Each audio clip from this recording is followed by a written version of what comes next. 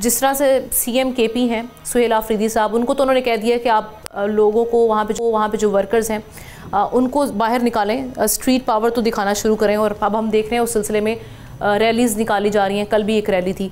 अब ये जो सारी सूरत हाल बन रही है, जो प्रोटेस्ट की कॉल है, बेसिकली जो नेशन वाइड प्रोटेस्ट कॉल दी जाएगी, उसके लिए कोई डेट मुख्तस हुई है पीटीआई की जानिब से? और ये क्या 26 नवंबर वाली सूरत हाल दोबारा बनेगी? और साथ ही साथ ये कहेगा कि गवर्नमेंट की जानिब से इस वक्त क्या रास्ता या हिकमत अमली अपनाई जा रही है कि इस सूरत हाल को बेहतर बनाया जा सके उसके लिए? देखिए, हम ना गवर्नमेंट की तरफ देखा जाए तो पीपल्स पार्टी PMLN तो वो मेरे ख्याल के वो को कंसीड करने के चक्कर में है कि किसी तरह की कोई आप यूँ समझें कि पीटीआई के लिए कोई नरम गोशा या पीटीआई को कोई रिलीफ मिल सके, वो बात करने की हद तक तो बात होती है, लेकिन एज सच नहीं लगता, क्योंकि सबको पता है कि मामला इस्टेब्लिशमेंट का और पीटीआई का है। और फिर आपने देखा 2 दिन पहले तोशाखाना 2 में जो जब कैद सुनाई गई थी बानी पीटीआई को वहाँ पे, और उनकी बेगम बुशरा बेगम को भी, तो वहाँ जो इतलात हैं कि जितनी सख्त ज़ुबान इस्तेमाल की है इमरान खान ने, उसके बाद तो कहा जा रहा है कि जी कोई लगता ही नहीं है कि बातचीत का दरवाज़ा खुलेगा। वो कई हवालों से तो कहा जा रहा है कि अचज़ई साहब ने भी हाथ उठाए हैं और वो कह रहे हैं कि जी मैं भी एक हद तक कुछ कर सकता हूँ, लेकिन उसके लिए मुझे ज़रूरत है बाकी लोगों की। नवाज़ साहब से मिलने की ख्वाहिश कर रहे हैं, वहाँ से सुना है कि बात नहीं बन रही।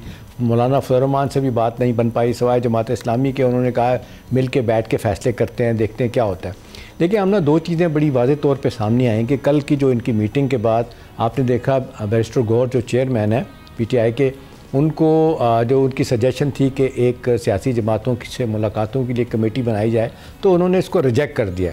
और मेरी खबर आमना ये है कि इस पर ना सिर्फ वो बहुत फ्रस्ट्रेट हैं, नाराज़ भी हैं।